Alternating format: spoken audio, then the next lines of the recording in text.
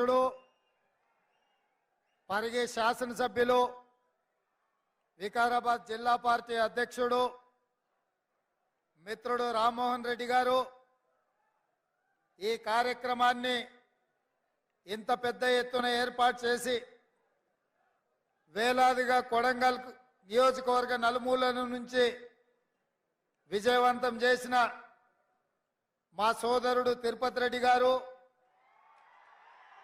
మాజీ శాసనసభ్యులు పెద్దలు గురునాథ్ రెడ్డి గారు, ఈ కార్యక్రమానికి ఈ గొప్ప శుభ సందర్భంలో వేలాది కోట్ల రూపాయలు మంజూరు చేసి కొడంగల్ ప్రజల యొక్క ఆనందంలో భాగస్వాములు కావడానికి ముఖ్య అతిథులుగా విచ్చేసిన పెద్దలు సాగునీటి పారుదల శాఖ మాత్యులు ఉత్తమ్ కుమార్ రెడ్డి గారికి, కోమటిరెడ్డి వెంకటరెడ్డి గారికి, జూపల్లి కృష్ణారావు గారికి, ఉమ్మడి మహబూబ్ నగర్ జిల్లా నుంచి వచ్చిన వివిధ శాసనసభ్యులకు, వికారాబాద్ పరిగి తాండూర్ శాసనసభ్యులకు, స్పీకర్ గడ్డం ప్రసాద్ కుమార్ గారికి, మంత్రివర్యులు పెద్దలు దామోదర్ రాజ నరసింహ గారికి, అదేవిధంగా రంగారెడ్డి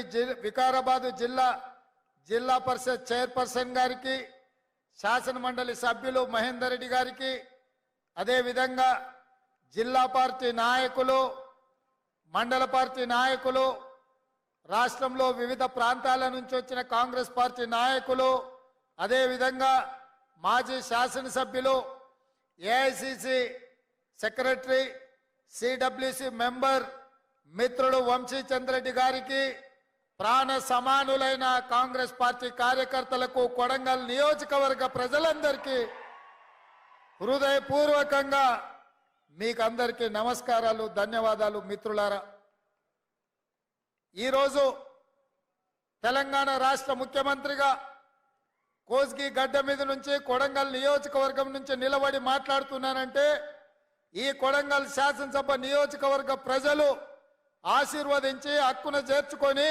గుండెల్లో పెట్టుకొని భుజాల మీద మోసి శాసనసభ్యుడిగా 3 సార్లు గెలిపిస్తే ఈరోజు మీ అభిమానాన్ని మూటగట్టుకొని ఢిల్లీ స్థాయిలో గుర్తింపు గౌరవాన్ని తెచ్చుకొని తెలంగాణ రాష్ట్ర ముఖ్యమంత్రిగా ఈరోజు ఇక్కడ నిలబడ్డానంటే మీ అభిమానము గుండెల నిండా నింపుకొని ఆదరించినందుకే ఇవాళ తెలంగాణ రాష్ట్ర ముఖ్యమంత్రిగా ఇక్కడ నిలబడ్డానని సగర్వంగా తెలియజేస్తున్న మిత్రులారా, జడ్పీటీసీగా, శాసన మండలి సభ్యుడిగా, 3 సార్లు ఎమ్మెల్యేగా, ఒక్కసారి ఎంపీగా, ఎక్కడో నల్లమల మారుమూల ప్రాంతంలో ఉండే ఒక చిన్న గ్రామం నుంచి ఒక రైతు బిడ్డగా బయలుదేరి ఈరోజు తెలంగాణ రాష్ట్ర ముఖ్యమంత్రిగా ఇక్కడ నిలబడ్డానంటే ఈ పాలమూరు గడ్డ ఆదరించి ఆశీర్వదించి హక్కున చేర్చుకున్నందుకే ఈరోజు రాష్ట్రానికి నాయకత్వం వహించే అవకాశం శ్రీమతి సోనియా గాంధీ గారు, మల్లికార్జున్ ఖర్గే గారు, రాహుల్ గాంధీ గారు మనకు అవకాశం ఇచ్చింది.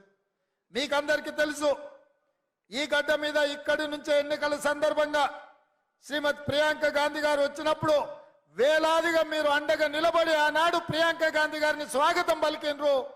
ఆనాడు కాంగ్రెస్ పార్టీ జెండాను ఈ గడ్డ మీద ఎగిరేస్తాం, తెలంగాణ రాష్ట్రంలో గెలిపిస్తామని మీరు మాట ఇచ్చిండ్రు. కాబట్టి ఈరోజు గాంధీ కుటుంబం, కాంగ్రెస్ పార్టీ ఇవాళ ఆశీర్వదించి తెలంగాణ రాష్ట్ర ముఖ్యమంత్రిగా అవకాశం ఇచ్చిండ్రు.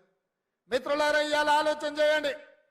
ఆనాడు తెలంగాణ ఉద్యమంలో కరీంనగర్ పార్లమెంట్లో నిలబడితే ఓడిపోతానన్న భయంతో కల్వకుంట్ల చంద్రశేఖరరావు గారి కరీంనగర్ నుంచి పాలమూరు జిల్లాకు వలస వస్తే మహబూబ్ నగర్ పార్లమెంటు నియోజకవర్గంలో మనము గెలిపించి ఆశీర్వదించి పార్లమెంటులో నోరు లేకపోయినా, పార్లమూరులో ఊరు లేకపోయినా చంద్రశేఖరరావు గారిని మనం ఎంపీగా గెలిపిస్తే ఆనాడు ఎంపీగా గెలిచి తెలంగాణ రాష్ట్రాన్ని తెచ్చినా అని చెప్పిండు.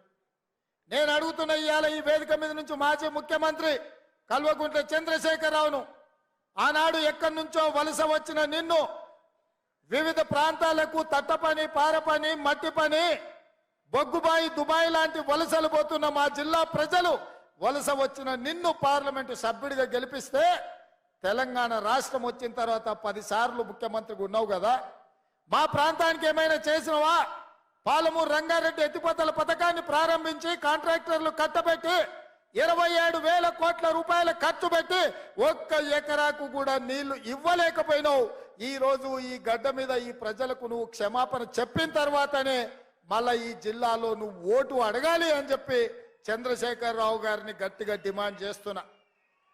10 సంవత్సరాల సుదీర్ఘ కాలం 1,000 కోట్ల రూపాయల ఖర్చు పెట్టినా అదనంగా 1 ఎకరాకు పాలమూరు రంగారెడ్డి ఎత్తిపోతలతో నీళ్లు ఇవ్వలేదు. మా ప్రజల్ని నమ్మించినావు, మా ప్రజల్ని నట్టేట ముంచినావు.